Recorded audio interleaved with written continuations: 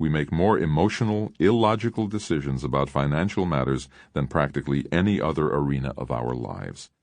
Attempting to develop financial understanding without taking into account the human factor is like trying to navigate with a compass but no map. You have ignored half the formula. It is particularly important to include the human factor when we are talking about the stock market. The more abstract is the environment, and stocks are an abstraction to many people, the more forceful the intangible psychological factors become. As we will see, much of what drives the decisions that people make about stock purchases can be explained only by principles of human behavior. And since the market is, by definition, the collective decisions made by all stock purchasers, it is not an exaggeration to say that the entire market is pushed and pulled by psychological forces. The efficient market theory has been accepted as valid so strongly and for so long that any discussion of markets that included psychological concepts was met with, at best, patronizing attitudes. Until recently, that is. In the past few years we have seen what amounts to a revolution, a new way of looking at issues of finance through the framework of human behavior. This blending of economics and psychology is known as behavioral finance, and it is just now moving down from the university's ivory towers to become part of the informed conversation among investment professionals, who, if they look over their shoulders, will find the shadow of a smiling Ben Graham. Benjamin Graham. Ben Graham, widely known as the father of financial analysis, has taught 3 generations how to navigate the stock market. His value investing approach has helped, without exaggeration, hundreds of thousands of people pick stocks. But what is often overlooked is Graham's teachings on psychology and investing. In both Security Analysis and The Intelligent Investor, Graham devoted considerable space to explaining how investor emotions triggered stock market fluctuations. Graham figured that an investor's worst enemy was not the stock market, but oneself. Despite superior abilities in mathematics, finance, and accounting, people who could not master their emotions were ill-suited to profit from the investment process. As Warren Buffett, his most famous student, explains, there are 3 important principles to Graham's approach. The first is simply looking at stocks as businesses, which gives you an entirely different view than most people who are in the market.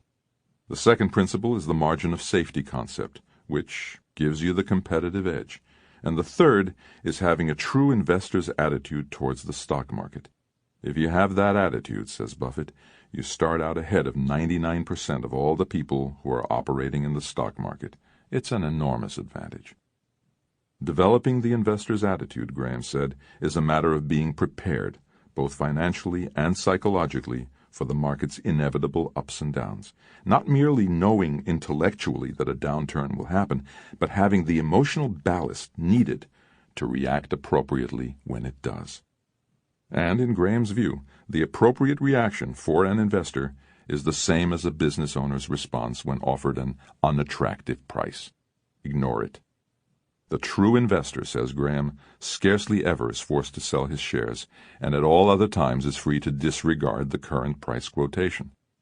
To drive home his point, Graham created an allegorical character named Mr. Market.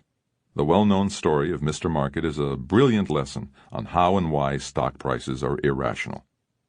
Imagine that you and Mr. Market are partners in a private business. Each day, without fail, Mr. Market quotes a price at which he is willing to either buy your interest or sell you his. The business that you both own is fortunate to have stable economic characteristics, but Mr. Market's quotes are anything but. You see, Mr. Market is emotionally unstable. Some days he is cheerful and can only see brighter days ahead. On these days he quotes a very high price for shares in your business.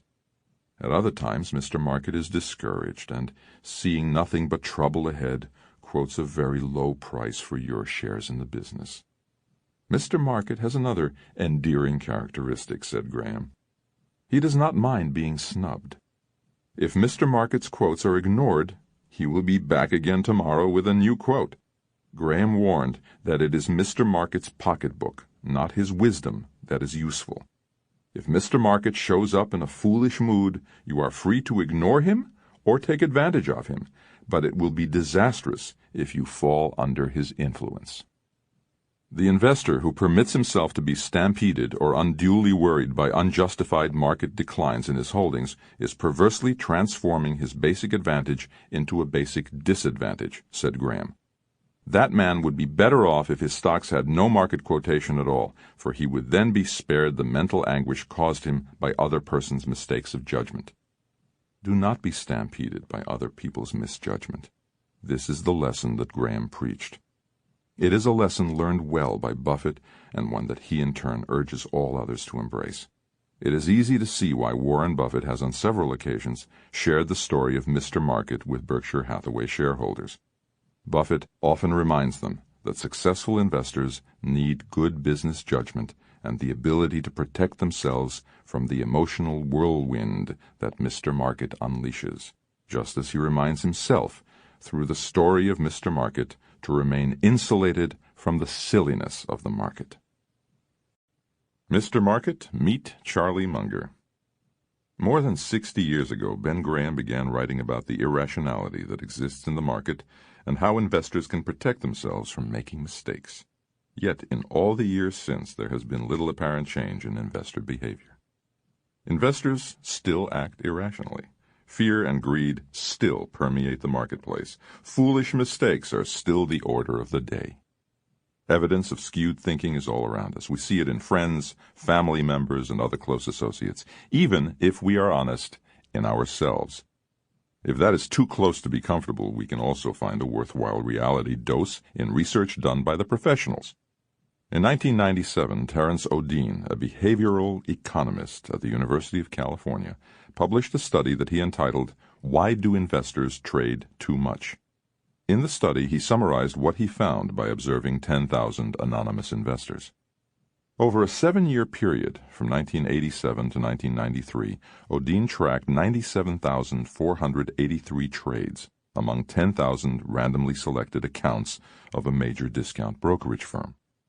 First, he discovered that the accounts had an average annual turnover ratio of 78%, meaning that the investors sold and repurchased almost 80% of their portfolio each year.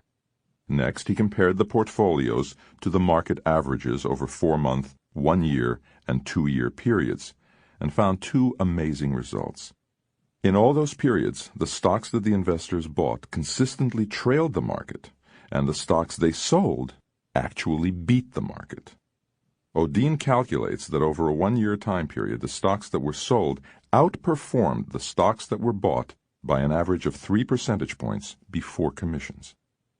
What would inspire people to such ineffective trading? Since it is not possible to ask each of these 10,000 people what was in their minds at the time, we cannot know their reasons. There may even be 10,000 different reasons. One thing we can deduce with certainty: when it comes to money and investing, people frequently make errors in judgment. Perhaps we have not gone far enough. Although we have been able to identify irrational behavior, we have done very little to explain exactly why investors choose the broken path. The answer can be found in a deep-rooted analysis of psychological misjudgment. To begin that investigation, we turn to Charlie Munger. Munger has done some hard thinking about how we accumulate bits of knowledge from various fields and combine them to achieve true wisdom. Remember from Chapter 1 his notion of a lattice work of models. In investing, he says, it is clear we need to understand basic accounting and finance. It is also equally important to understand statistics and probabilities. But one of the most important fields to learn from is psychology. In particular, he stresses what he calls the psychology of misjudgment. Munger believes a key problem is that our brain takes shortcuts in analysis. We jump too easily to conclusions. We are easily misled and are prone to manipulation. Personally, I've gotten so that I now use a kind of 2-track analysis, says Charlie. First, what are the factors that really govern the interests involved, rationally considered? And second, what are the subconscious influences where the brain at a subconscious level is automatically doing these things, which by and large are useful, but which often misfunction? He uses this 2-step analysis in making investment decisions, first considering rational expectations and probabilities, and then carefully evaluating the psychological factors. A comprehensive examination of the psychology of misjudgment would overwhelm this book. However, there are a few important lessons in psychology that warrant our attention. Ironically, the best thinking on this subject comes from the economics department at the University of Chicago. Ironic because the University of Chicago is known more for its Nobel Prize winners who postulate the efficient market theory of rational investors. However, a former Cornell economist named Richard Thaler joined the economics department at Chicago with the sole purpose of questioning the rational behavior of investors. Behavioral finance. Behavioral finance is an investigative study that seeks to explain market inefficiencies by using psychological theories. Observing that people often make foolish mistakes and illogical assumptions when dealing with their own financial affairs, academics, including Thaler, began to dig deeper into psychological concepts to explain the irrationalities in people's thinking. It is, as we said, a relatively new field of study, but what we are learning is fascinating, as well as eminently useful to smart investors. Overconfidence. Several psychological studies have pointed out that errors in judgment occur because people in general are overconfident.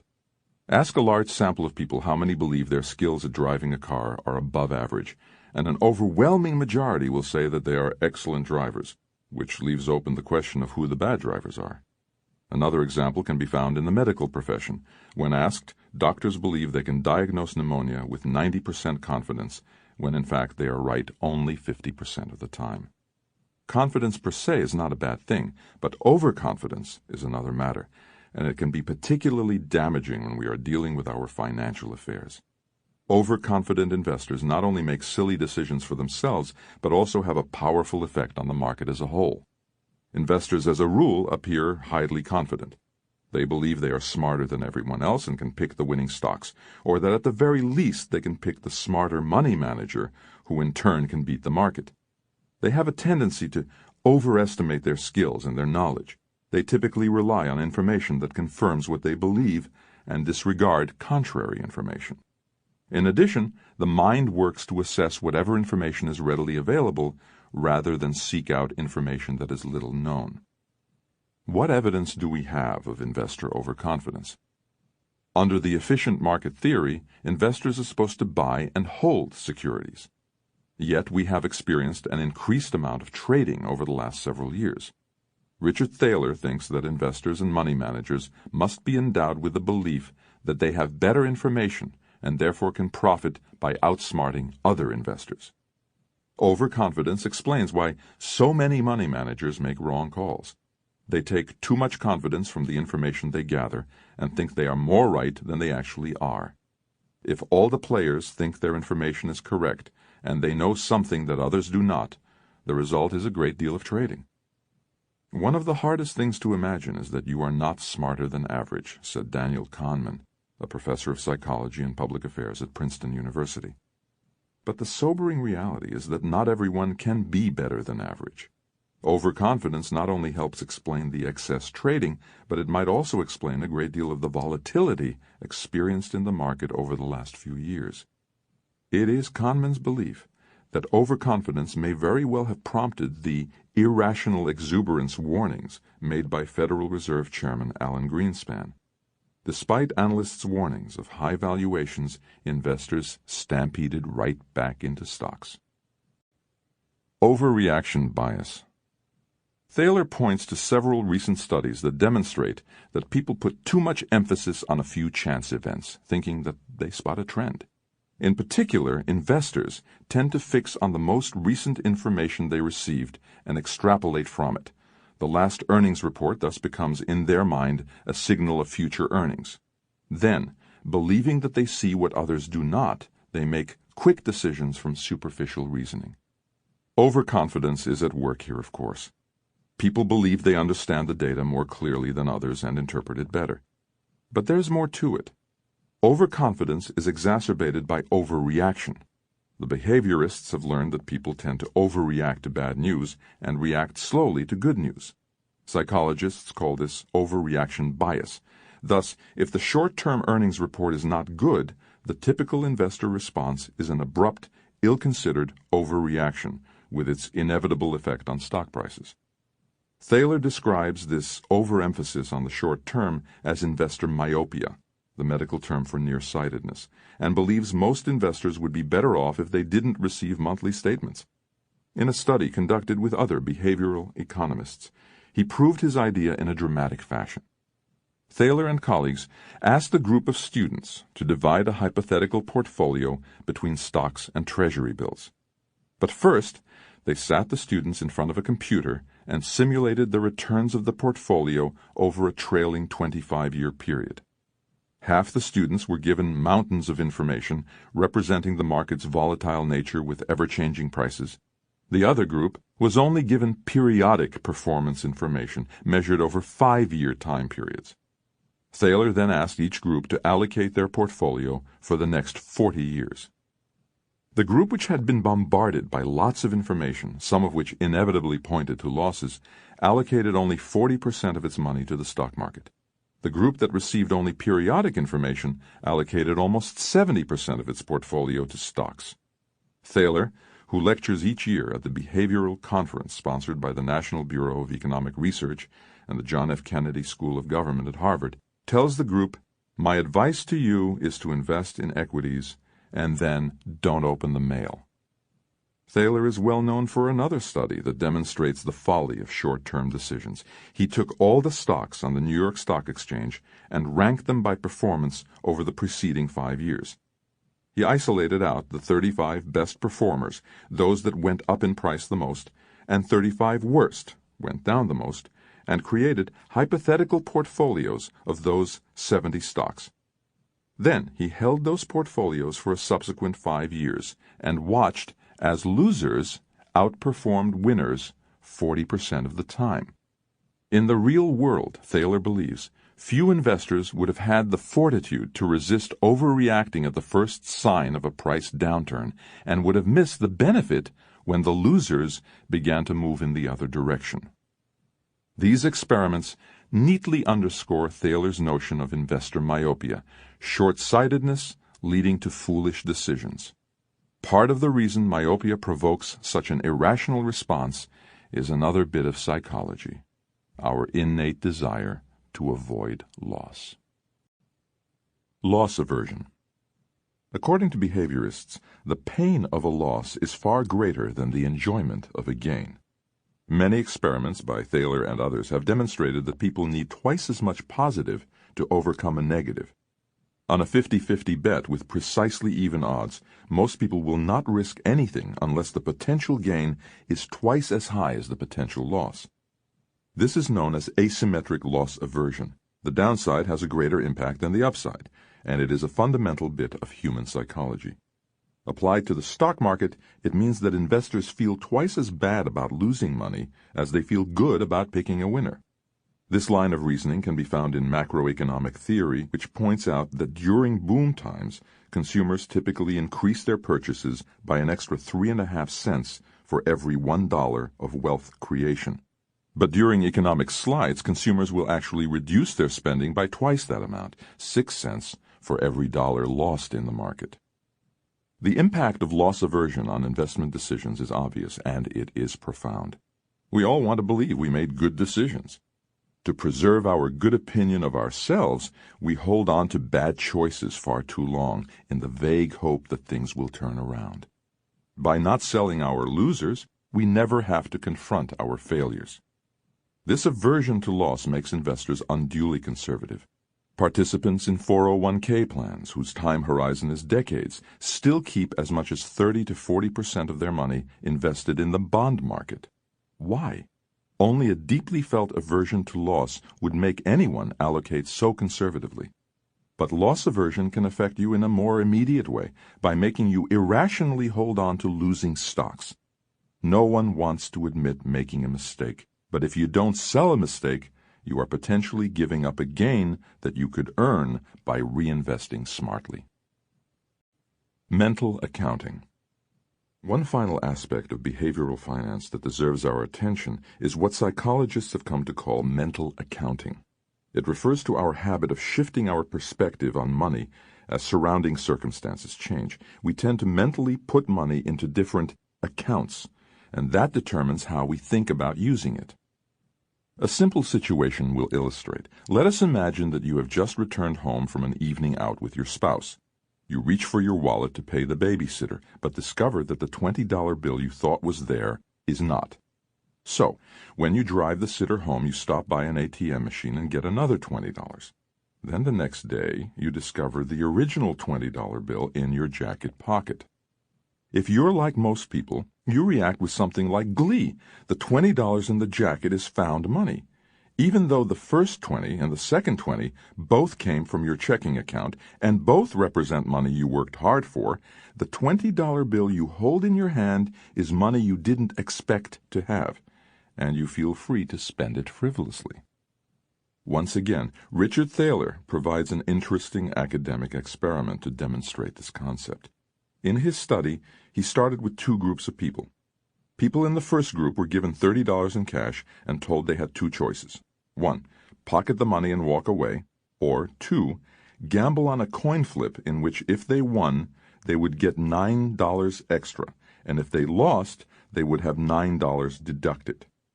Most, 70%, took the gamble because they figured they would at the very least end up with $21 of found money. Those in the second group were offered a different choice. 1. Try a gamble on a coin toss.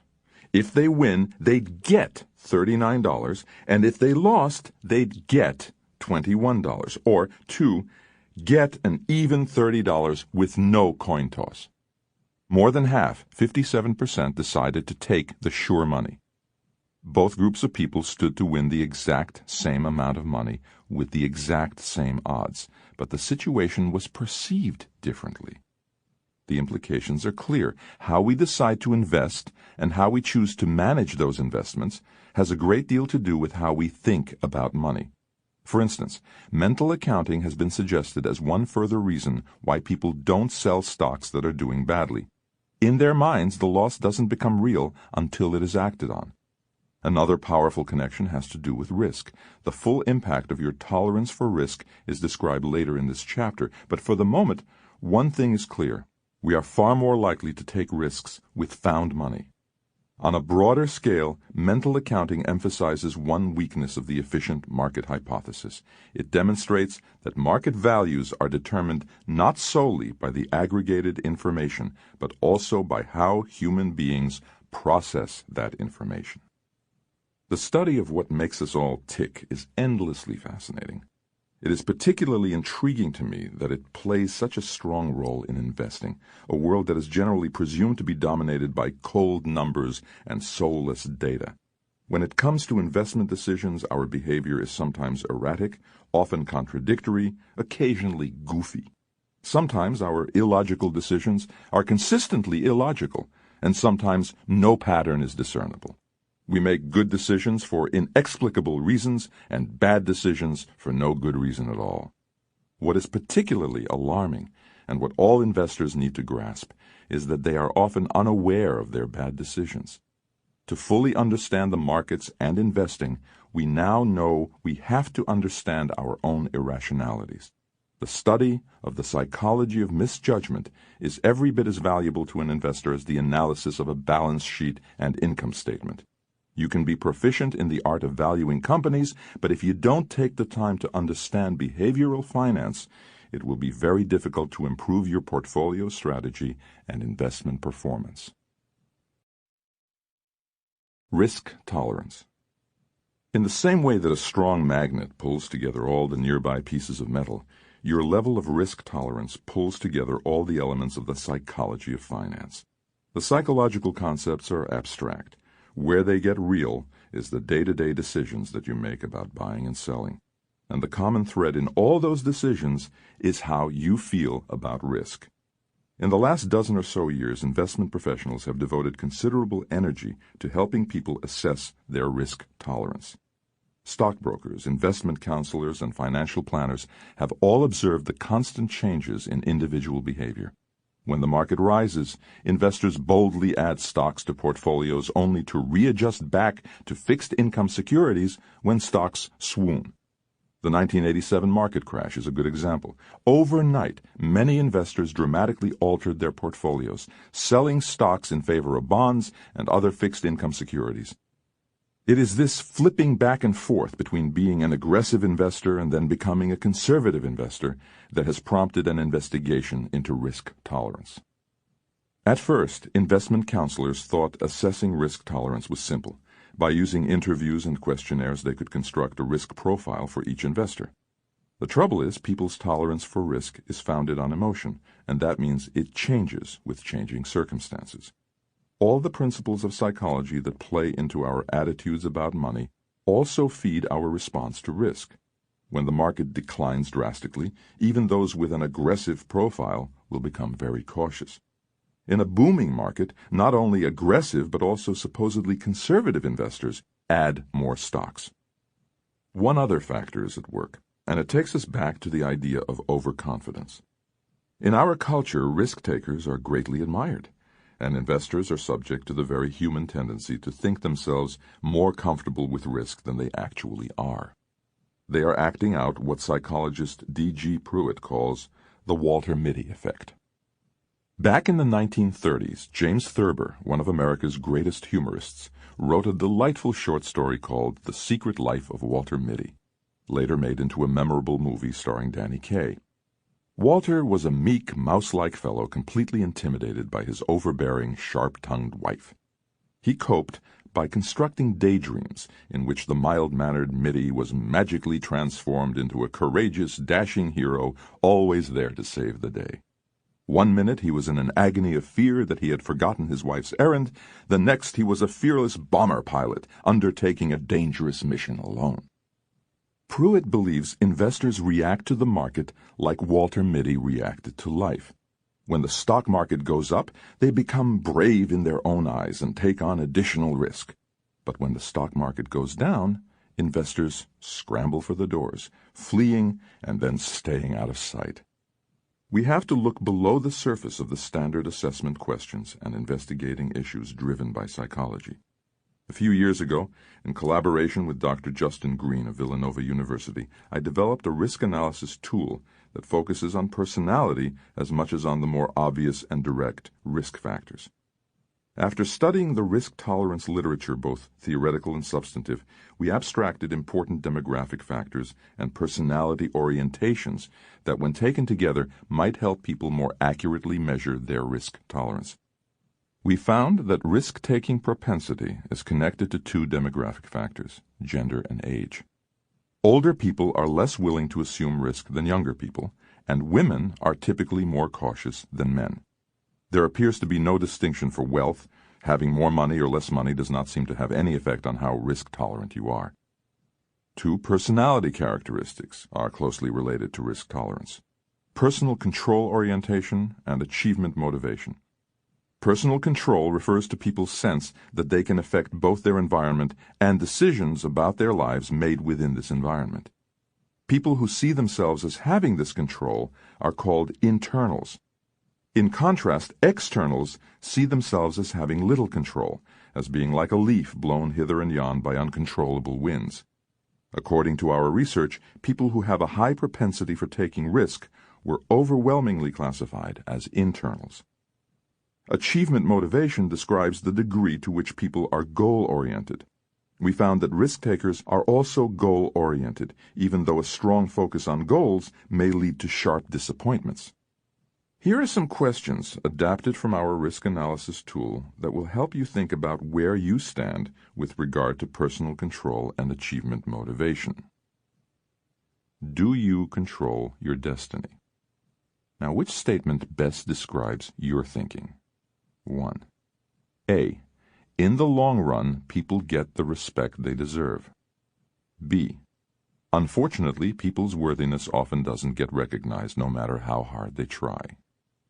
2. A. Trusting to fate has never turned out as well for me as making a decision to take a definite course of action. Or B. I have found that what is going to happen will happen.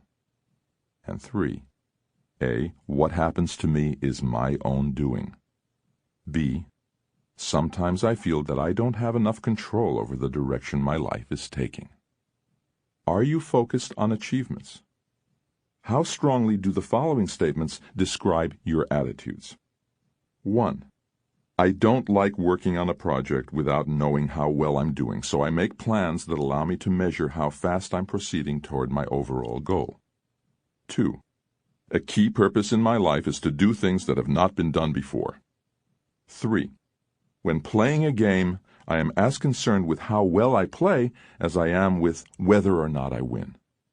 And 4. In everything I do, work, sports, hobbies, I try to set really high standards for myself. Otherwise, where's the fun of it? A caution, though. Getting a handle on your own propensity to risk-taking is not a simple matter of drawing a direct correlation between personal control and achievement motivation.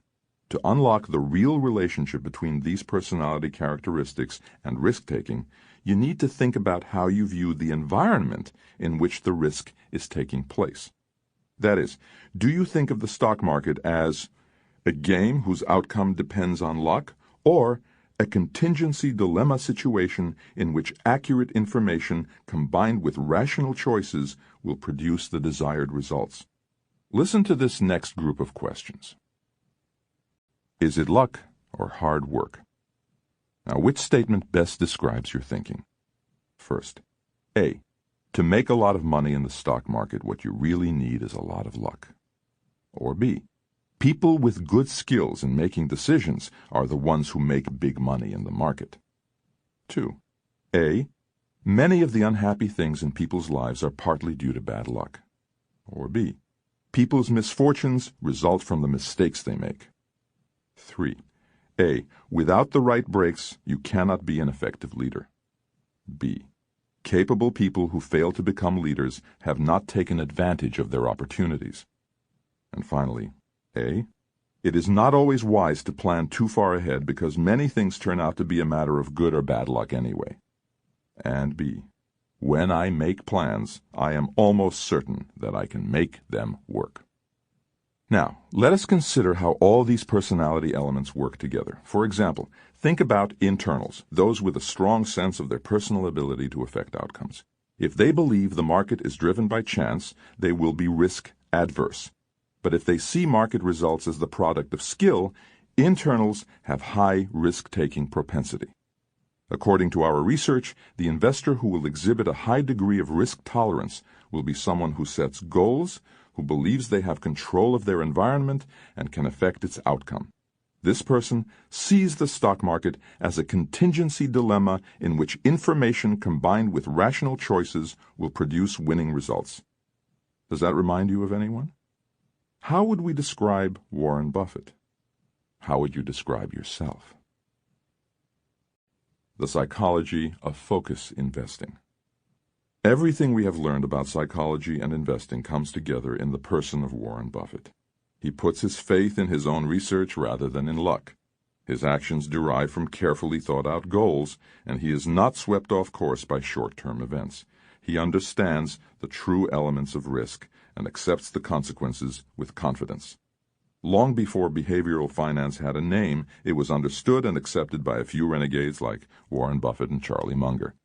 Charlie points out that when he and Buffett left graduate school, they entered the business world to find huge predictable patterns of extreme irrationality.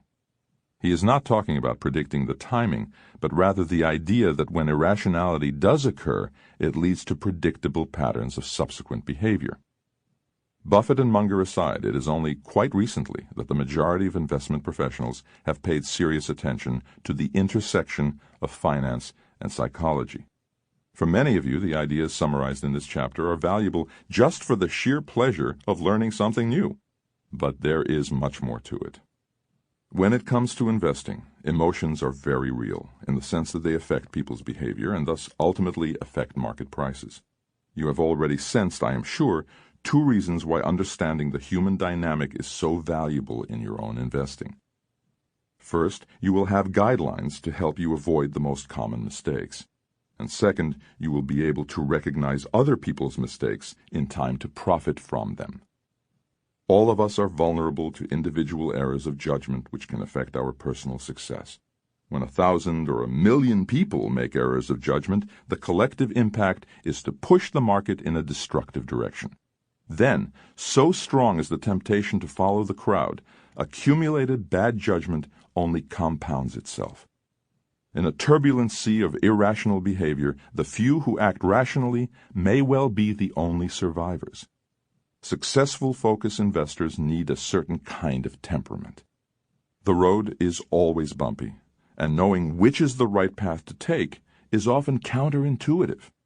The stock market's constant gyrations can be unsettling to investors and make them act in irrational ways. You need to be on the lookout for these emotions and be prepared to act sensibly even when instincts may strongly call for the opposite behavior. But as we have learned, the future rewards focus investing significantly enough to warrant our strong effort. Chapter 8. The Market as a Complex System. We've long felt that the only value of stock forecasters is to make fortune tellers look good. Warren Buffett. Anyone who has observed Warren Buffett for any length of time knows that his position on forecasting is clear. Don't waste your time. Whether in regard to the economy, the market, or individual stock prices, Buffett believes firmly that forecasting has no place in investing. For over 40 years, he has achieved great wealth and an unmatched performance record by simply investing in great companies while simultaneously avoiding the ruinous distractions that occur when investors become obsessed with guessing the future direction of markets.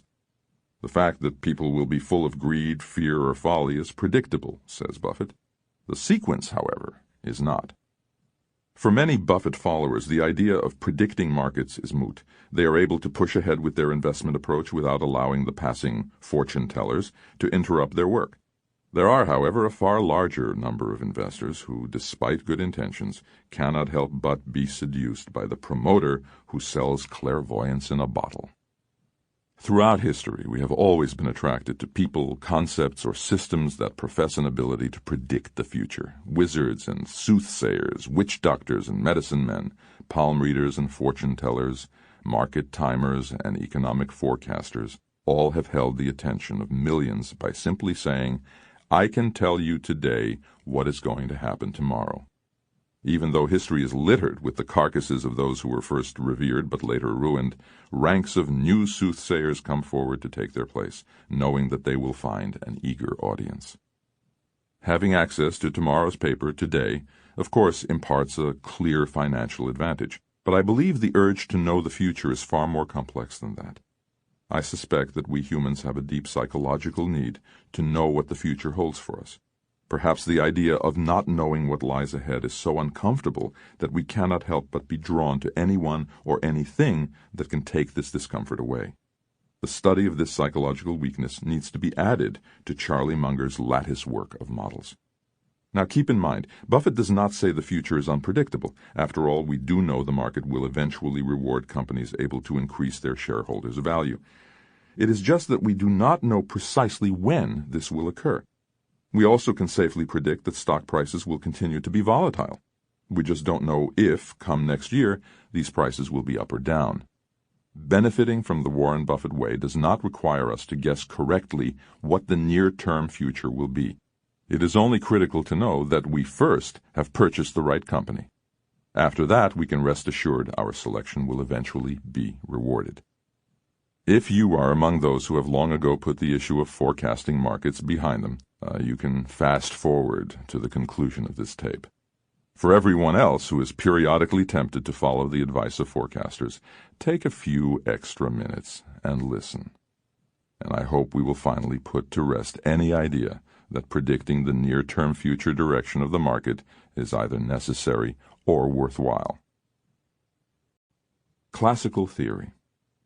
Classical economic theory argues that markets and economies are equilibrium systems, meaning that in their natural state they are in balance. Despite countervailing forces of supply and demand or price and quantity, the stock market and the economy are always able to reach a state of equilibrium. In this world, markets are efficient, mechanistic, and rational. Articulated over 100 years ago by Alfred Marshall, this economic theory still dominates our thinking today.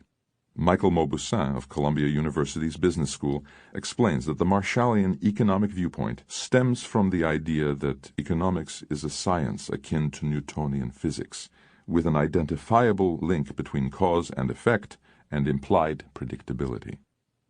Modern science, which actually began 400 years ago, is based on the assumption that nature is governed by universal laws of cause and effect. According to Ilya Prigogine, a Nobel laureate in physics, that vision of science is based on the conviction that the future follows from the present and can be determined by a careful study of present data. Of course, this viewpoint was nothing more than a theoretical possibility. Even so, it allowed scientists to move from a world of appearances to a world of understanding.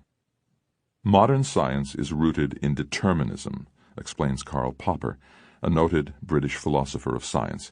He says that scientific determinism is a result of replacing the idea of God with the idea of nature and the idea of divine law by that of natural law.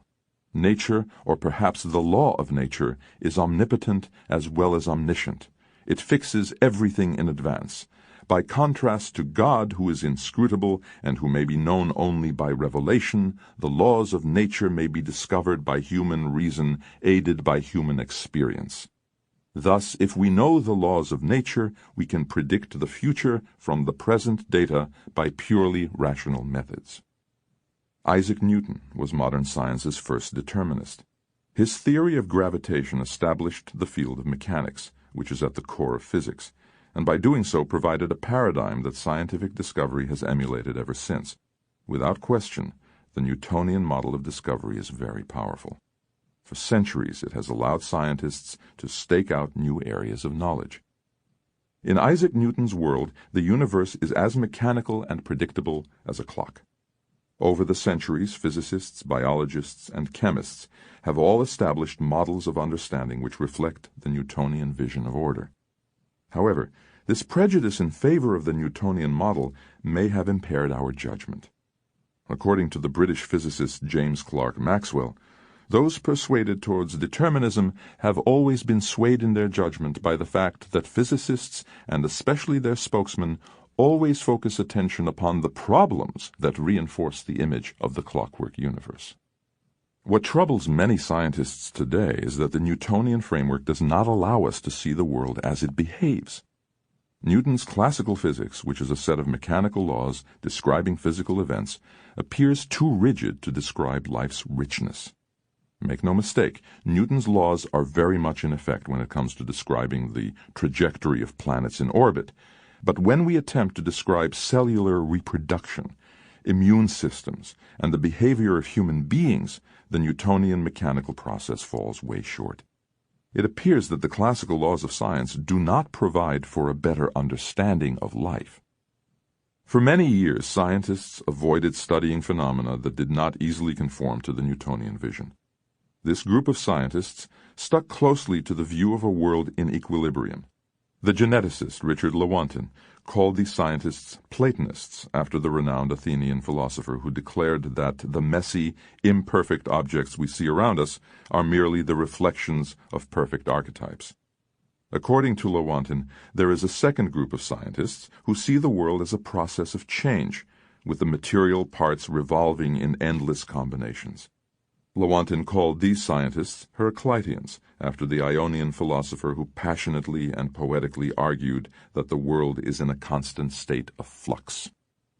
Heraclitus, who lived 2 centuries before Plato, observed that upon those who step into the same rivers flow other and yet other waters, a statement that Plato paraphrased as, "You can never step into the same river twice." When I read what Lewontin said, says Stanford economist Brian Arthur, it was a moment of revelation.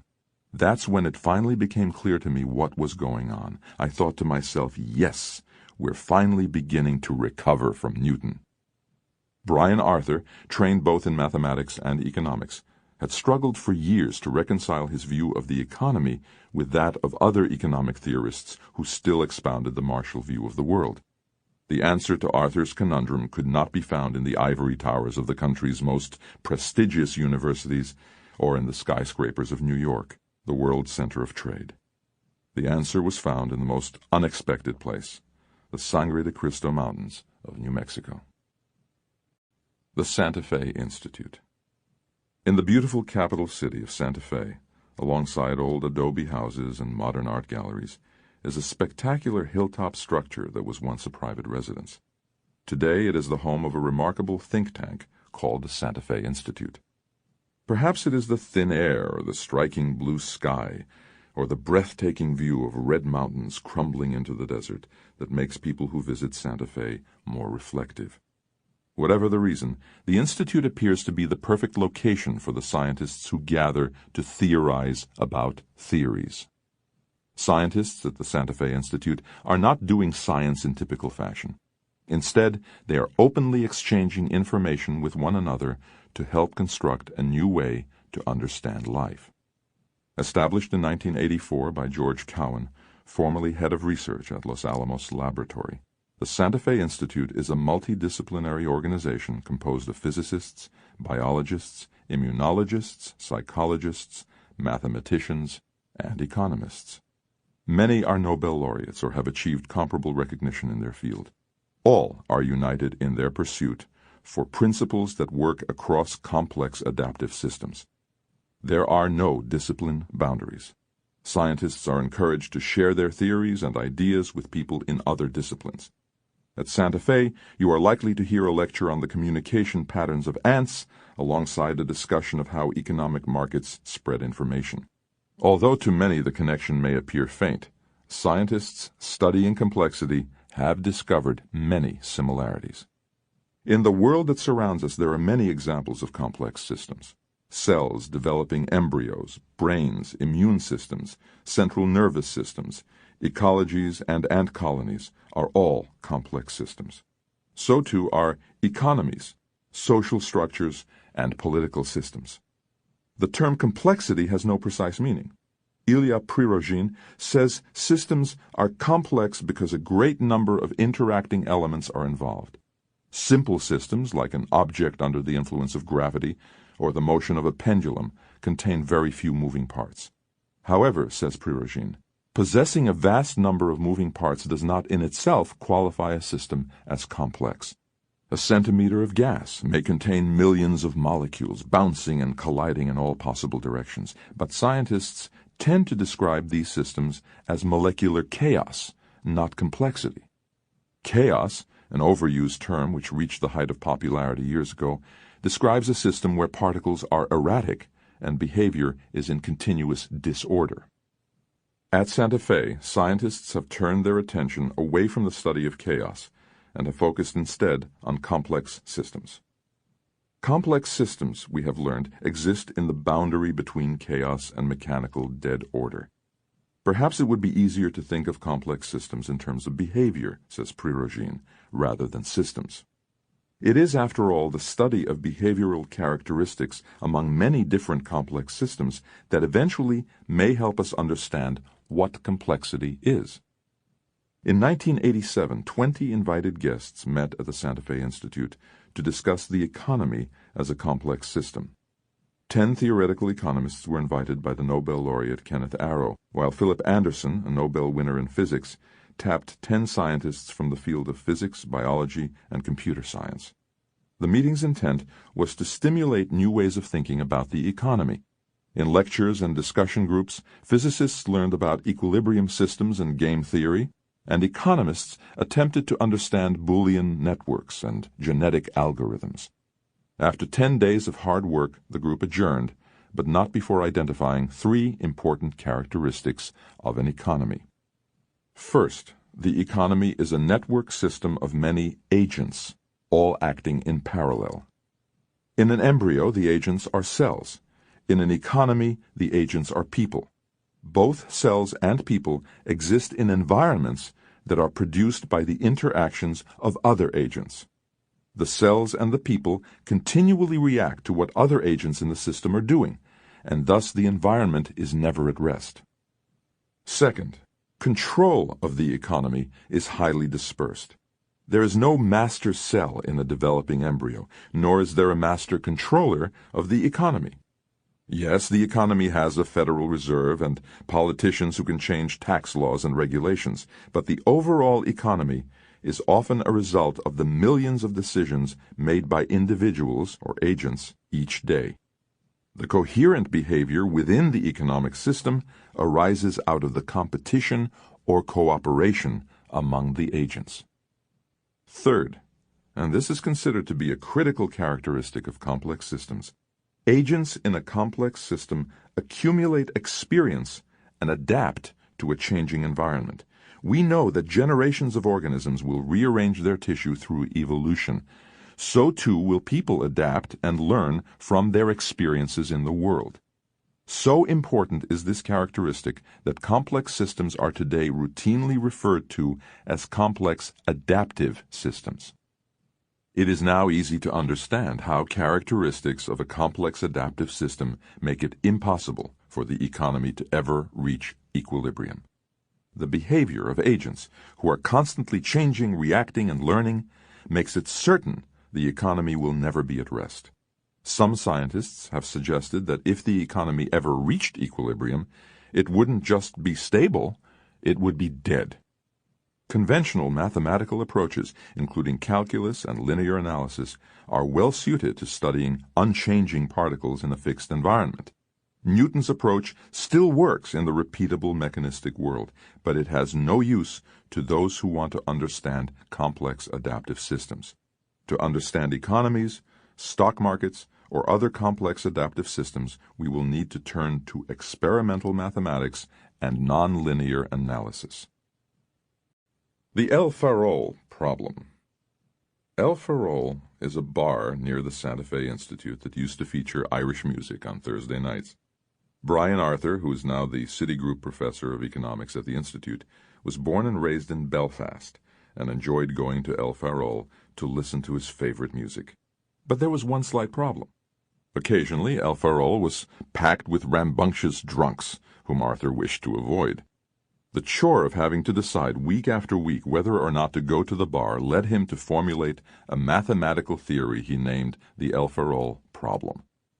It has all the characteristics of a complex adaptive system, said Arthur. Suppose there are 100 people in Santa Fe who like going to El Farol to listen to music, but none of them wants to go to the bar if it's overcrowded. Now also suppose that each week El Farol publishes its Thursday night attendance. Over the past 10 weeks, the figures were 15, 18, 83, 66, 45, 76, 67, 56, 88, and 37. Music lovers can use this past data to estimate how many people will show up at the bar next week. Some may figure that approximately the same number of people will attend this week as came last week, 37 patrons. Others might take an average of the prior 10 weeks, 55 patrons, or a shorter 4-week period, 62 patrons. Now, let's suppose that each person who wants to go to El Farol will go if they estimate that less than 60 other people will go that evening. All of the 100 people will decide independently, using whatever predictor has proven to be the most accurate over the past several weeks.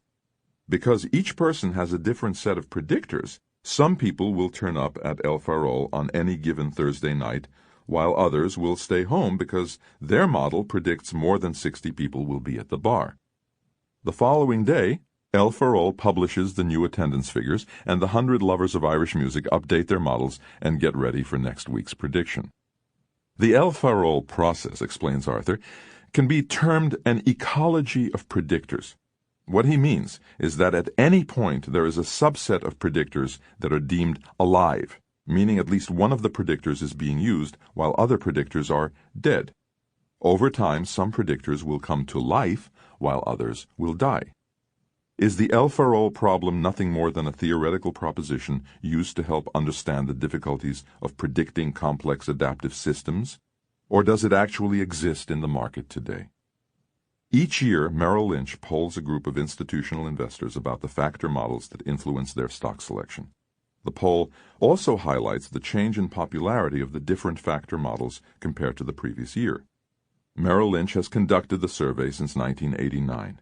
And during that period, investors have changed both the models they use to select stocks and the emphasis they place on different models.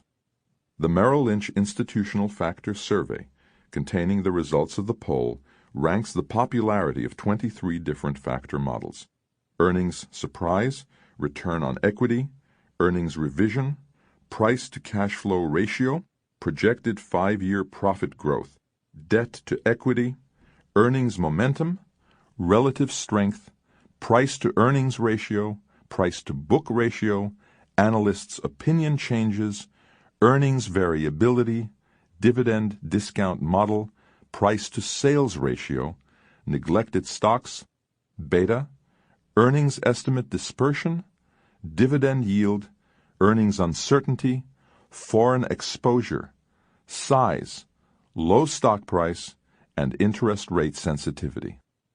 Clearly, whether we are trying to predict the future behavior of stock prices or the number of people who will attend El Farol on a Thursday night, there are countless ways to construct models. If we isolate the top 5 models used in the Merrill Lynch survey over the last 9 years, we can see the El Farol problem revealing itself.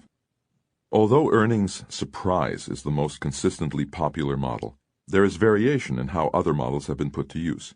For example, return on equity was the second most popular model used in 1997, but was less popular years ago. Conversely, earnings momentum, which was popular between 1989 and 1993, has fallen out of favor more recently. When Merrill Lynch began the survey in 1989, over half of the investors polled cited the importance of dividend yield in their stock selection. Today, only 12% weight dividends in their decision process. The Merrill Lynch survey is a good example of Arthur's ecology of predictors. In the years that were studied, some models died away, while other models came to life. Richard Bernstein, Director of Quantitative Research at Merrill Lynch, who oversees the institutional survey, says, "The results are a useful gauge of which strategies have gained popularity in recent years and which ones have fallen out of favor. But the results are also troubling to Bernstein. What I find significant in the past," he explains, "is that while many portfolio managers claim they have a disciplined approach to investing, it's clear that stock selection processes go through dramatic changes." Investing in a complex world. Benjamin Graham had an interdisciplinary approach to thinking about the world in general and investing in particular. Those who have studied Graham know he was not only a great financial thinker, but also one who appreciated philosophy and the classics. Although he is best known for his analysis of common stock investing, Graham's contributions included work in the study of currencies and commodities. Both Storage and Stability and World Commodities and World Currencies demonstrated Graham's worldly view. "Ben Graham was an incredible teacher and a very well-rounded individual," said Michael Mauboussin, who today teaches the security analysis class that Graham originated. His interdisciplinary appreciation of the world made the context of his course Security Analysis much greater. At Columbia University, Professor Mauboussin is not only teaching basic finance models, but he is also studying other models from other disciplines. By doing so, he hopes to enlighten students on how multidisciplinary models might apply in the investing world. As time has gone on, because of the backdrop of the world economy and the social economic situations, our mental models have to evolve, explains Mauboussin. 30 years ago, technology was not represented in any meaningful way in our investment thinking. However, today, technology has become very prominent, and that, according to Mauboussin, has required us to evolve our mental models to better understand the world around us. On the shoulders of giants, mental models for the new millennium was Mauboussin's effort to help students separate the older equilibrium models from the more dynamic models in an attempt to interface with how the world actually works. "My gut feeling is that complex adaptive systems is a very powerful way of understanding how capital markets operate," says Mauboussin. "As complex adaptive systems become better understood, I believe investors will have a much better description of how markets actually work." It is important to appreciate the difference between analyzing how a market works and trying to predict the market. We are coming closer to understanding the behavior of markets, but we have not yet acquired any predictive powers. The lesson of complex adaptive systems is that the market is ever-changing and stubbornly defies prediction. "We believe the economy is too complicated to forecast," says Legg Mason's Bill Miller. You'll never add any value to a portfolio by conforming to an economic or market forecast. Miller, like Buffett, never lets forecasting interfere with his decision-making about individual stocks, but neither has it prevented him from studying the behavior of markets. We spend a lot of time trying to understand the best academic thinking on markets, says Miller. Part of what has helped us is understanding complex adaptive systems as they relate to markets and behavioral finance. Bill Miller first learned about the Santa Fe Institute in an article on chaos theory by the New York Times science writer James Gleick. He began to wonder if the study of complex systems would give him insight about investing. In 1991, Miller's work brought him into contact with Citicorp President John Reed, who provided the funding for the Institute's economics program. The problem with investing, explains Miller, is that everyone in the investment business is moving in the same circles, reading the same research reports and books. Investors are all getting the same information from the same sources. At the Santa Fe Institute, Miller reads books and research papers from scientists who are studying complex adaptive systems. Their research provides insights for practical business people like myself, says Miller. It is not the job of any researcher to help me beat the market, but they are happy to talk about their work. Today, Miller, who serves on the Institute's board of directors, believes that his experience in Santa Fe has opened new arenas of thought for him. The economy, he says, like other complex adaptive systems under investigation at the Institute, is a multi-agent environment with many local rules and feedback loops. Where Santa Fe really applies to what we do is when we see how these system components and forecasting agents are cognized by the researchers at the Institute. It has helped us let go of simple models and think more creatively about the market's complexity. For example, the economy is often viewed as a jungle habitat where competitors fiercely fight with each other for market survival. However, studies by biologists at the Institute revealed that there are many examples of peaceful coexistence among species normally thought to be enemies. In a book on complex systems written at the Institute, biologists discovered two species of birds thought to compete for the same food supply, inhabiting the same tree. One species kept to the higher branches while the other nestled on the lower branches. Reading this, Miller began to think about the computer industry and the dogfight that existed between Dell and Compaq. Compaq isn't necessarily in direct competition with Dell Computer, thought Miller. The competition dynamics are much more complicated than many people realize. Actually, both companies have their own niche in the marketplace. Miller also believes investors need to think differently about today's stock market. Pointing out that the Standard & Poor's 500 index includes a lot more technology companies with very different financial characteristics, the market today is very different than its composition in the 1960s. In 1964, technology companies represented only 5.5% of the weight of the Standard & Poor's 500, while basic materials represented 16.5%. Today, these two industry groups have almost swapped places. Basic materials has shrunk to 7%, while technology has jumped to 12% and is still growing. There are other important differences. In the 1960s, utilities and oil represented 37% of the index. Today, these two groups weigh in at 19%. Finance and healthcare, once insignificant to the index, today constitute a quarter of it. Most investors only use historical valuation methodologies or models to determine when stocks are cheap or expensive, says Bill Miller. But the problem with historical valuation methodologies is that they are context-dependent. That is to say, the measurements arose in the context of a particular economic environment, particular returns on capital, particular business situations and strategies. In other words, historical models work as long as the context in which the companies and industries are operating is similar to the context in which valuation methodologies were first established. What we see today, compared to the 1960s, is an environment that is massively different for individual companies and ultimately for the index which many investors compare to.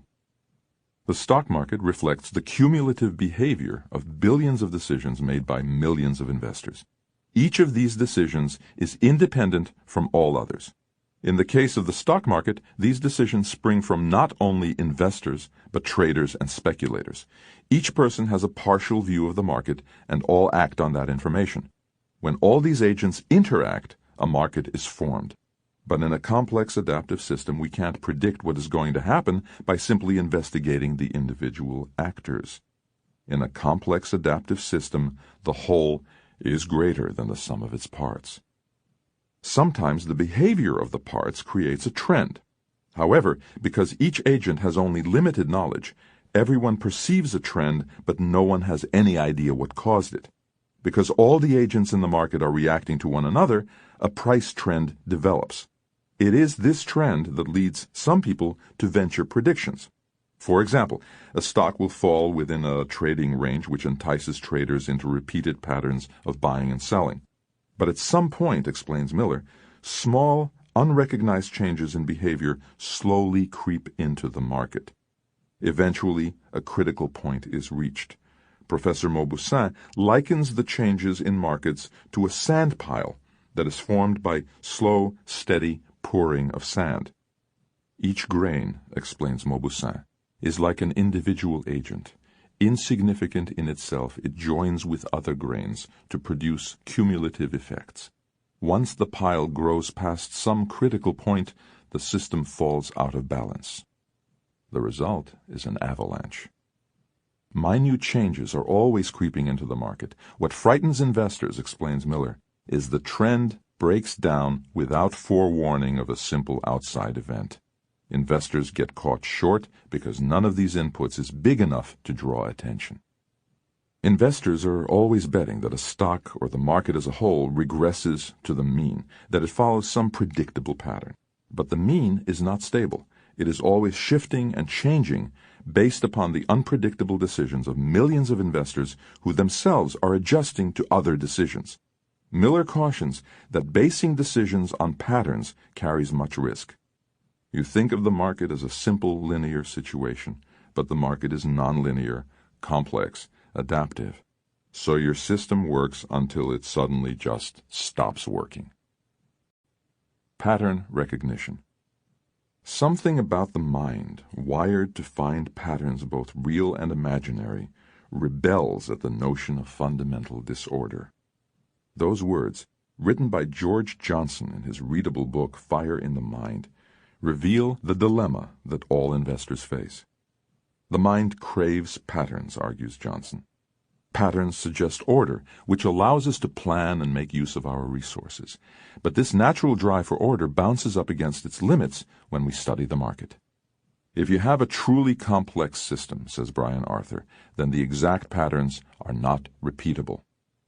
Of course, if the Santa Fe Institute studies enough complex systems, it may allow us to observe by metaphor the behavior of one particular complex system. Until then, we are destined to live with a market that shows only limited patterns of behavior, constantly interrupted by unexpected and sometimes violent changes. Like it or not, we live in an ever-changing world. Like a kaleidoscope, patterns in this world change with some apparent order, but never repeat in the exact order. The patterns are always new and different. How do investors maneuver in a world that lacks pattern recognition? By looking in the right place at the right level. Although the economy and the market as a whole are too complex and too large to be predictable, there are patterns at the company level that we can recognize. Inside each company, there are company patterns, management patterns, and financial patterns. If you study those patterns, in most cases you can make a reasonable prediction about the future of that company. It is these patterns that Warren Buffett focuses on, not the unpredictable behavioral patterns of millions of investors. I have always found it easier to evaluate weights dictated by fundamentals than votes dictated by psychology. We will continue to ignore political and economic forecasts, which are an expensive distraction for many investors and businessmen, says Buffett. 30 years ago, no one could have foreseen the huge expansion of the Vietnam War, wage and price controls, 2 oil shocks, the resignation of a president, the dissolution of the Soviet Union, a one-day drop in the Dow of 508 points, or Treasury bill yields fluctuating between 2.8% and 17.4%. Of course, not knowing ahead of time when these events would occur did not prevent Buffett from achieving his investment performance. None of these blockbuster events made the slightest dent in Ben Graham's investment principles, said Buffett. Nor did they render unsound the negotiated purchases of fine businesses at sensible prices. Imagine the cost to us if we had let a fear of unknowns cause us to defer or alter the deployment of capital. Patterns of speech follow patterns of thought. If investors perceive a pattern, no matter how flawed the recognition, they will act on the pattern recognition. The benefit of the Santa Fe Institute is that it helps you understand what the markets are not. Once you understand that the market is a complex adaptive system, you freely put to rest any notion of predictability. You also understand that the market will reach critical points of boom and bust. A different set of major shocks is sure to occur in the next 30 years, explains Buffett. We will neither try to predict these nor profit from them. If we can identify businesses that are similar to those we have purchased in the past, external surprises will have little effect on our long-term results. So, the next time you are lulled into believing you have finally identified a repeatable pattern primed for profit, remember the scientists working each day at the Santa Fe Institute. And the next time you are shocked frozen by the market's unpredictability, remember what Buffett says. Face up to 2 unpleasant facts. The future is never clear, and you pay a very high price in the stock market for a cheery consensus. Uncertainty is the friend of the buyer of long-term values. Chapter 9. Where are the 400 hitters? The first rule of baseball is, get a good ball to hit. Rogers Hornsby. In 1996, Stephen Jay Gould, the noted biologist, prolific writer, and lifelong Yankees fan, published Full House, The Spread of Excellence from Plato to Darwin. Gould is fascinated by the complex nature of life and studies intensely the variations of different systems. In this illuminating book, he talks about, among other things, the death of 400 hitting in Major League Baseball. The record books say that between 1901 and 1930, a span of 30 years, there were 9 seasons when at least one player achieved a batting average better than 400. But in the 68 years that followed, only one player ever reached that milestone. Ted Williams hit 406 in 1941. On the face of things, just from those statistics, we might conclude that batting skills over time have deteriorated. But Gould wants us to consider the ease with which statistics can be misread. He believes another force is at work, not that hitting is getting worse, but that in an overall sense, the defense is getting better. The pitching is more sophisticated, the fielding skills are better, and the team's ability to develop a full defense against strong hitting is much advanced. Gould, the scientist, explains, as play improves and the bell curve marches toward the right wall, variation must shrink at the right tail. And 400 hitting disappears as a consequence of increasing excellence in play. Peter L. Bernstein, founding editor of the Journal of Portfolio Management and author of 2 outstanding works on finance, Capital Ideas, The Improbable Origins of Modern Wall Street, and Against the Gods, The Remarkable Story of Risk, takes Gould's thesis on 400 hitting and applies it to the business of portfolio management. The performance data for equity portfolio managers, he says, reveals patterns that are astonishingly similar to what has happened in baseball.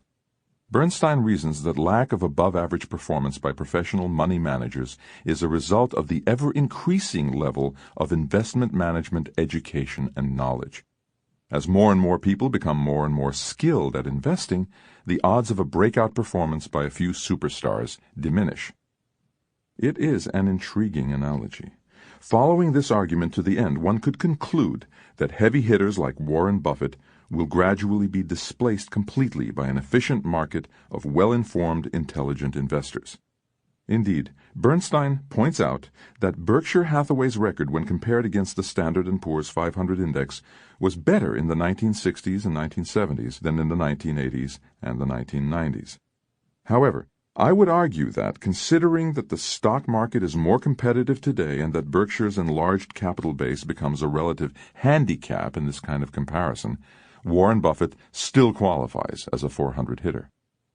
In Bernstein's article, which he titled, "Where Oh Where Are the 400 Hitters of Yesteryear?" he willingly leaves the back door unlocked in his performance hypothesis. He wrote that to become a 400 hitter, the portfolio manager must be willing to make the kinds of concentrated bets that are essential if the aim is to provide high excess returns. Never mind that Bernstein believes the risk of tracking error and high standard deviation would dissuade any portfolio manager from taking on a focused portfolio. The fact still remains. A focused portfolio stands the best chance of beating a market rate of return. Not surprising. If we open Bernstein's back door and look out, who do we see? John Maynard Keynes, Phil Fisher, Warren Buffett, Charlie Munger, Lou Simpson, and Bill Ruane. And just as a young rookie might intently watch Ted Williams, we can learn a great deal by studying the batting stance and swing of these 400 hitters. After all, Buffett once said, "The key to life is to figure out who to be the bat boy for." So how do you become a portfolio manager who hits 400? Think of stocks as businesses. Increase the size of your investment. Reduce portfolio turnover. Develop alternative performance benchmarks. Learn to think in probabilities. Recognize the psychology of misjudgment. Ignore market forecasts. Wait for the fat pitch. Think of stocks as businesses. In our view, says Buffett, investment students need only two well-taught courses: how to value a business and how to think about market prices. The necessary first step for anyone who wants to emulate Warren Buffett's approach is think about stocks first and foremost as businesses. Whenever Charlie and I buy common stocks for Berkshire, we approach the transaction as if we were buying into a private business. We look at the economic prospects of the business, the people in charge of running it, and the price we must pay. The specifics of what he looks for are presented in the Warren Buffett Way investment tenets. Your goal as an investor should be simply to purchase at a rational price a part interest in an easily understandable business whose earnings are virtually certain to be materially higher 5, 10, 20 years from now, explains Buffett. Over time, you will find only a few companies that meet these standards. So when you see one that qualifies, you should buy a meaningful amount of stock. Increase the size of your investment. I wouldn't want to buy anything where I wouldn't want to put 10% of my net worth into it, confesses Buffett. If I don't want to put that into it, then it just isn't much of an idea. How many stocks should an investor own? Buffett would tell you it depends on your investment approach. If you have the ability to analyze and value businesses, then it is unlikely you need many stocks. Buffett believes that the only investors who need wide diversification are those who do not understand what they are doing. As a buyer of businesses, there is no law that requires you to own something from every major industry, and you are not required to include 40, 50, or 100 stocks in your portfolio to achieve adequate diversification. If a business owner would be comfortable owning 10 companies, why, asks Buffett, should it be any different for the owner of common stocks? Wide diversification is a two-edged sword. If an investor has no skills at analyzing businesses, then a broadly diversified portfolio, like an index fund, is the right course of action. However, we have also learned that over-diversification actually hampers the investment results of a bright stock picker by limiting the size of each individual common stock position. Even the high priests of modern finance have discovered that, on average, 85% of the available diversification is achieved with a 15-stock portfolio and increases to 95% with a 30-stock portfolio. Buffett asks us to consider, if the best business you own presents the least financial risk and has the most favorable long-term prospects, why would you put money into your 20th favorite business rather than add money to the top choices? Reduce portfolio turnover. It is wrong to assume that constant buying and selling will help you make progress in your portfolio. We already know that portfolio turnover creates transactions costs, which work to reduce your total return. For taxable investments, the effect of high turnover are far more damaging. Each time a stock is sold, assuming the transaction results in a profit, you must forego part of the reward in the form of taxes. Remember, the unrealized capital gain in your portfolio is yours to keep as long as you own the stock.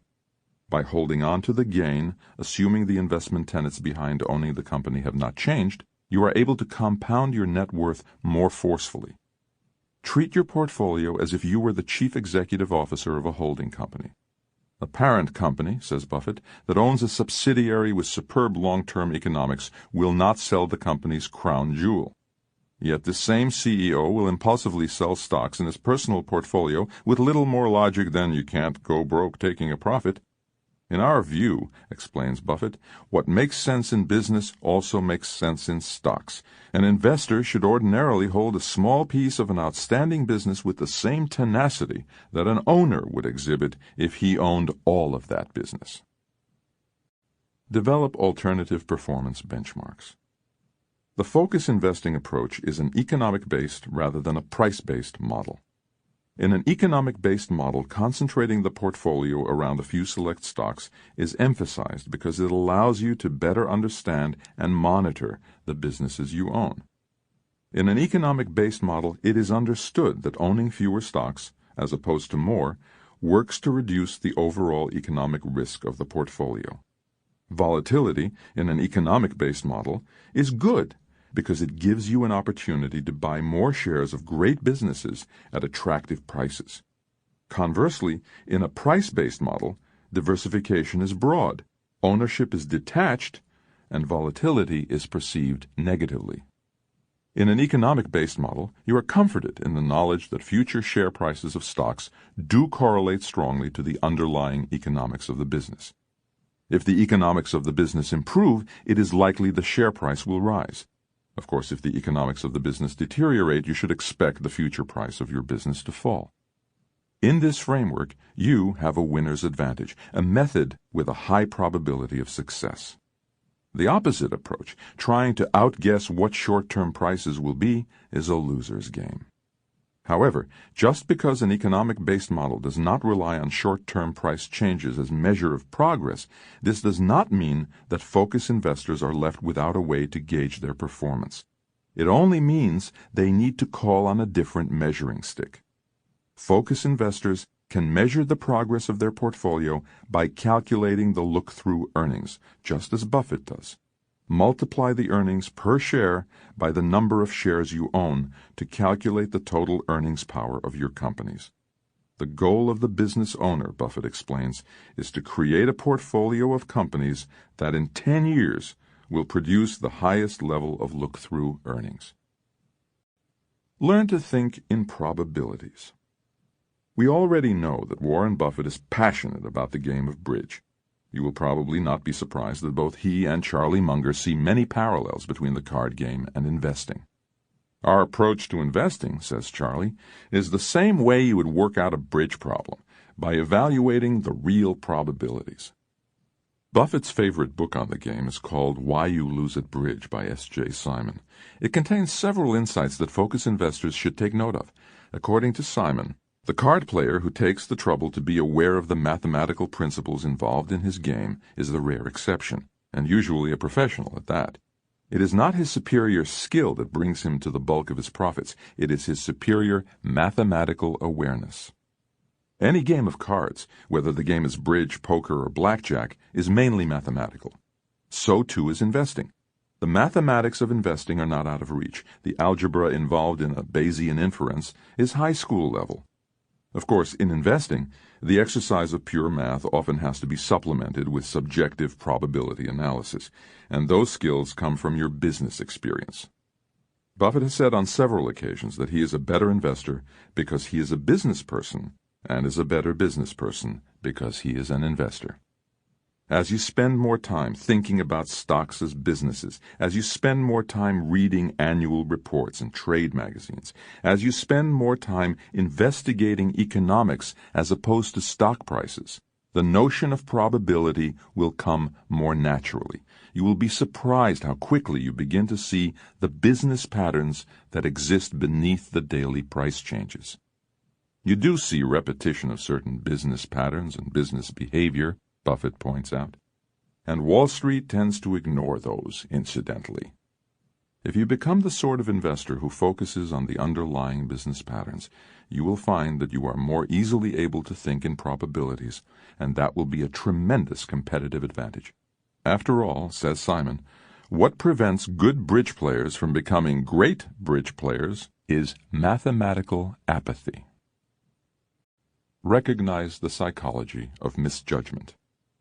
It was Blaise Pascal, one of the fathers of probability theory, who said, "The mind of man at one and the same time is both the glory and the shame of the universe." Charlie Munger has done a great service to investors by outlining his thoughts on psychology and investing. According to Charlie, the mind of man has both enormous power as well as standard misfunctions that often cause it to reach wrong conclusions. The psychology involved in investing is all important. We can get the economics right and get the probabilities right, but if we allow our emotions to override our good judgment, there will be no benefit to the focus investment approach, or any other investment approach for that matter. It is important to remember that the focus investment approach is not for everyone. It is a unique style that is often at odds with how the majority of people think about investing. Each person, says Charlie, has to play the game given his marginal utility considerations and in a way that takes into account his own psychology. According to Charlie, if losses are going to make you miserable, and some losses are inevitable, you might be wise to utilize a very conservative pattern of investment and saving all your life. Buffett would concur. As long as you have a long-term investment horizon, the risk of focus investing, says Buffett, becomes the risk of you yourself, of whether you're able to retain your belief in the real fundamentals of the business and not get too concerned about the stock market. Ignore market forecasts. At the end of 1997, who would have guessed that Japan, the world's second-largest economy, would sink into the worst depression in the post-World War II era? Who predicted that Russia would default on its debt payments, that the Southeast Asian markets would implode, and that in a span of 6 weeks, the Dow Jones Industrial Average would plunge 1,800 points, only to recover to new highs 3 short months later? The answer is no one predicted these results, and if anyone claims that they did, the probabilities of them making a second accurate prediction are no greater than the odds on a coin toss. The stock market, and the world economy of which it is a part, is a complex adaptive system that is in a perpetual state of evolution. Simple predictive models may for a short while appear to be robust, but will ultimately fail. Embracing them can be enticing, but it is foolhardy. Buffett says that the stock market is frequently efficient. When it is efficient, information randomly becomes available in the marketplace and participants quickly work to set prices. But note, he does not say the market is always efficient. From time to time, the prices set by market participants do not accurately reflect a company's intrinsic value. Stock prices disengage from the intrinsic value of a business for various reasons, including psychological overreaction as well as economic misjudgments. Focus investors are perfectly positioned to take advantage of this mispricing. But to the degree they incorporate macroeconomic or stock market predictions inside their model, focus investors will diminish their competitive advantage. Wait for the fat pitch.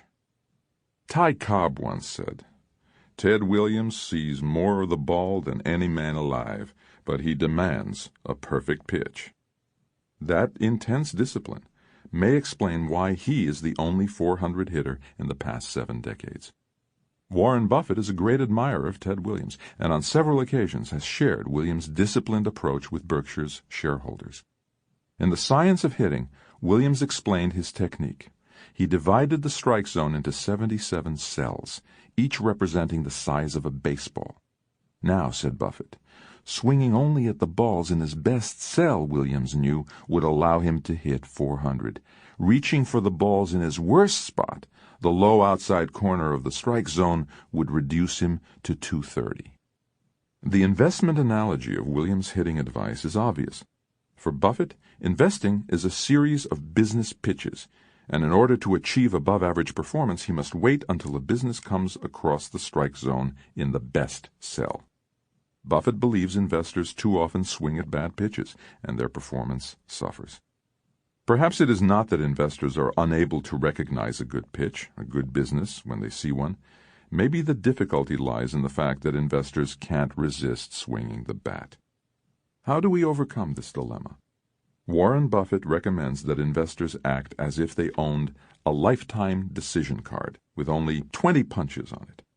Throughout your life, you get to make only 20 investment choices. Each time you swing the bat, your card is punched, and you have one fewer investment available for the remainder of your life.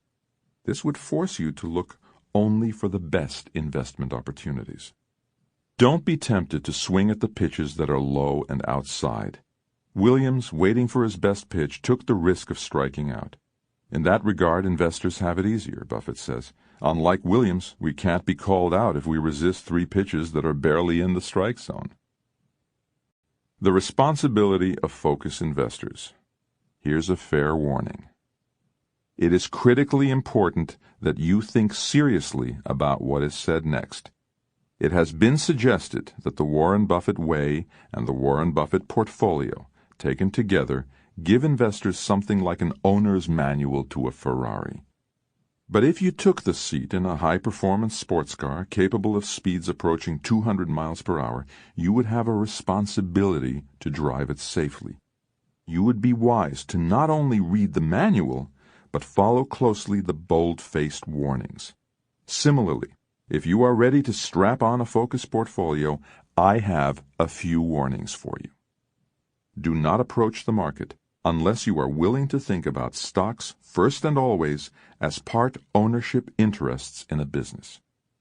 Be prepared to diligently study the businesses you own as well as the companies you compete against, with the idea that no one will know more about your business or the industry than yourself. Do not even start a focus portfolio unless you are willing to invest for a minimum of 5 years. Longer time horizons will make for safer rides. Never leverage your focus portfolio. An unleveraged focus portfolio will help you reach your goals fast enough. Remember, an unexpected margin call on your capital will likely cause a well-tuned portfolio to wreck. Accept the need to acquire the right temperament and personality to drive a focus portfolio. As a focus investor, your goal is to reach a level of understanding about your business that is unmatched on Wall Street. You may protest that this is unrealistic, but considering what Wall Street promotes, it may not be as hard as you think. If you are willing to work hard at studying businesses, you will likely get to know more about the company you own than the average investor, and that is all you need to gain a competitive advantage. Buffett claims that his investment approach is not beyond the comprehension of the serious investor. I agree. You do not have to be an MBA-level authority on business valuation to profit from the focus approach. However, it does require you to commit your time to studying the process. As Buffett says, investing is easier than you think, but harder than it looks. Successful investing does not require you to learn highbrow mathematics stuffed with Greek symbols.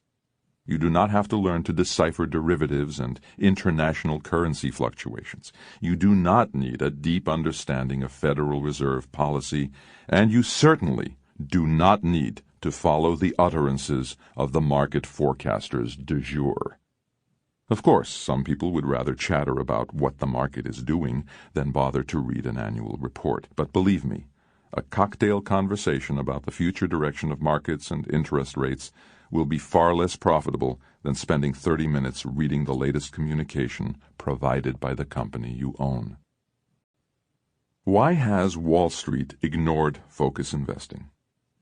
Amazingly, in an industry noteworthy for copying success, Wall Street has somehow managed to disregard focus investing up to now, even though its practitioners have enjoyed phenomenal results. That practice of ours, concentrated portfolios, which is so simple, is not widely copied, Charlie Munger said. I do not know why. It's copied among Berkshire shareholders. All of you shareholders have learned it, but it's not the standard in investment management, even at great universities and other intellectual institutions. And that is a very interesting question. If we're right, why are so many eminent places wrong? Charlie has hit upon a fundamental question. Why do people reject ideas? Particularly, we should ask, why are ideas rejected when they appear to work with great success? The person best qualified to answer this question is Thomas Kuhn. Kuhn, who died in 1996, was a physicist turned philosopher. His 1962 masterpiece, The Structure of Scientific Revolutions, is considered one of the most, if not the most, influential philosophical works of the latter half of the 20th century. The book, which has sold over 1 million copies, introduced the concept of paradigms and the familiar phrase paradigm shifts. It was Kuhn's contention that progress in science does not always occur smoothly. Although we might think that scientific discovery is a process of adding intellectual bricks to an already sturdy edifice, Kuhn showed that scientific progress sometimes occurs by crisis, first by tearing down the intellectual fabric of the prevailing model or paradigm, and then by reconstructing a brand new model. History appears to validate Kuhn's theory. The Copernican revolution replaced the idea of Earth's centrality, and Einstein's general theory of relativity unseated Euclidean geometry. In each case, before there was a paradigm shift, explained Kuhn, there was first a crisis period. Some people believe that the current intellectual tug-of-war between broadly diversified portfolios and focused portfolios is such a crisis. According to Kuhn, the first step in a paradigm shift occurs when an anomaly is introduced. I've always found the word anomaly interesting, said Buffett, because Columbus was an anomaly, I suppose, at least for a while. What it means is something the academicians can't explain, and rather than re-examine their theories, they simply discard any evidence of that sort as anomalous. For years, academicians attempted to explain Buffett as an anomaly, what statisticians call a 5 sigma event. In their view, Buffett was so unusual that his success would occur only rarely and could be duplicated only by chance. Some economists use the classic orangutan analogy. If you put enough orangutans in a room, statistically one of them has to be a Buffett phenomenon. But if that is so, how are we to explain the success of John Maynard Keynes, Phil Fisher, Charlie Munger, Lou Simpson, and Bill Ruane? One of the principal reasons why new paradigms begin to take shape is that the older paradigms begin to break down. When that happens, often the proponents of the old paradigm quickly slap on Band-Aids in an all-out attempt to save their model. When Ptolemy's paradigm could no longer explain the celestial shifts, astronomers simply added rings to the model in an attempt to explain what was happening in the sky. Ptolemy wasn't wrong, they insisted. The model simply needed to be refined. You might think that in today's world scientists readily accept new and even contradictory information and then work collegially to construct a new paradigm. Nothing could be further from the truth, says Kuhn. Though they, the proponents of the current paradigm, may begin to lose faith and then consider alternatives, they do not renounce the paradigm that has led them into crisis. Having invested so deeply in an education and business that preaches the current model, the idea of accepting a paradigm shift is an intellectual, emotional, and financial risk not worth taking. Historically, when paradigm shifts do occur, it is a matter of many decades involving multiple generations, which allows ample time to educate new proponents. When it can no longer be denied that the old paradigm has gone massively astray, there appears on the horizon an unstoppable force of new paradigm proponents. Until the shift is completed, the biggest challenge is how proponents of the new model can survive in a world hostile to their success. Kuhn tells us that to survive a paradigm crisis requires defiance and faith. I suggest that the super investors of Buffettville demonstrate both, and considering their level of success, the rest of us would do well to follow their lead. Investment versus speculation. The great financial thinkers, including John Maynard Keynes, Ben Graham, and Warren Buffett, have all taken a turn at explaining the differences between investment and speculation. According to Keynes, investment is an activity of forecasting the yield on assets over the life of the asset. Speculation is the activity of forecasting the psychology of the market. For Graham, an investment operation is one which, upon thorough analysis, promises safety of principal and a satisfactory return. Operations not meeting this requirement are speculative. Buffett believes that if you're an investor, you're looking at what the asset, in our case businesses, will do. If you're a speculator, you're primarily forecasting on what the price will do independent of the business. Generally, they all agree that speculators are obsessed with guessing future prices while investors focus on the underlying asset, knowing that future prices are tied closely to the economic performance of the asset. If they are correct, it would appear that much of the activity that dominates the financial markets today is speculation, not investing. It is an old but persistent debate, with passionate proponents on both sides. Shortly before his death, Ben Graham had a lengthy interview with Charles Ellis. Charlie Ellis, who was a partner with Greenwich Partners and author of the book The Loser's Game, conducted the interview in 1976 for the Financial Analyst's Journal. In that interview, Ellis remembers an earlier discussion with Graham about the investment versus speculation debate. According to Ellis, it was not so much the concept of speculation that bothered Graham. Speculators, explained Graham, had always been a part of the stock market. What troubled Graham deeply was not speculation per se, but his belief that investors had unknowingly acquired speculative habits. Perhaps we have been looking at this question the wrong way around. Instead of getting into a shouting contest about what is investment and what is speculation, maybe we should concern ourselves more with the element of knowledge. I would argue that as you gain more understanding about how businesses work and stock prices behave, as you begin to understand that focused portfolios as opposed to broadly diversified portfolios give the best chance of outperforming index funds, as you begin to appreciate that high turnover portfolios increase your investment cost while low turnover portfolios increase your potential return, and that chasing stock prices is a fool's game, then you begin to lay the bricks of knowledge that drive you toward an investment approach and away from speculation. Certainly, we can say that knowledge works to increase our investment return and reduces our overall risk. I believe we can also make the case that knowledge is what defines the difference between investment and speculation. In the end, the greater your level of knowledge, the less likely it is that pure speculation will dominate your thinking and your actions. The talented financial writer Ron Chernow claims that financial systems reflect the values of societies.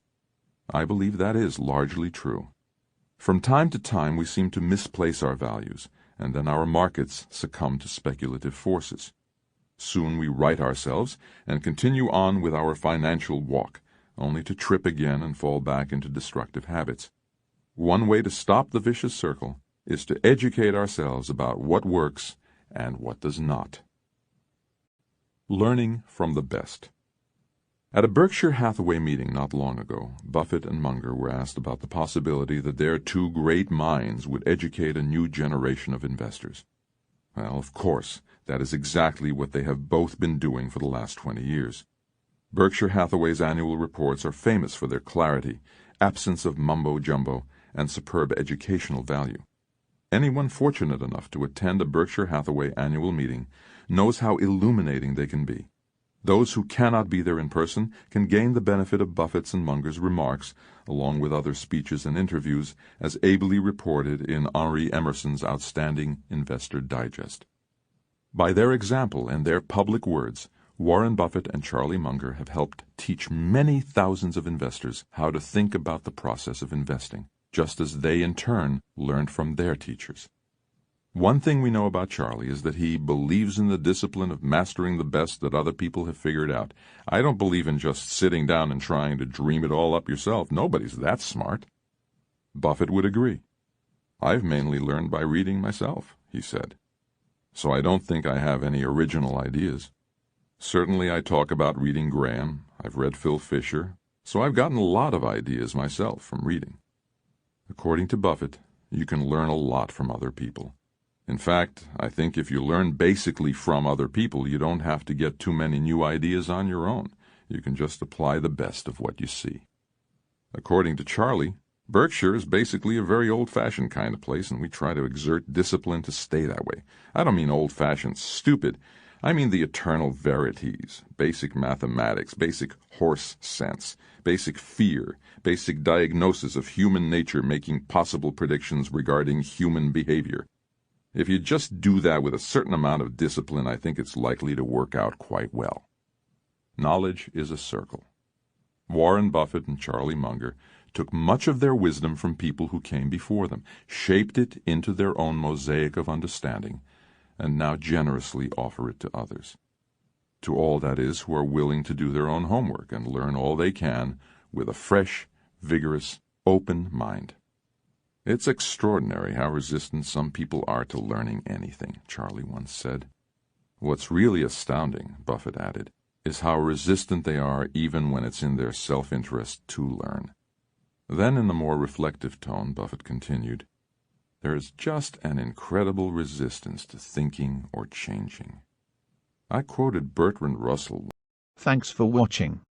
Like and subscribe.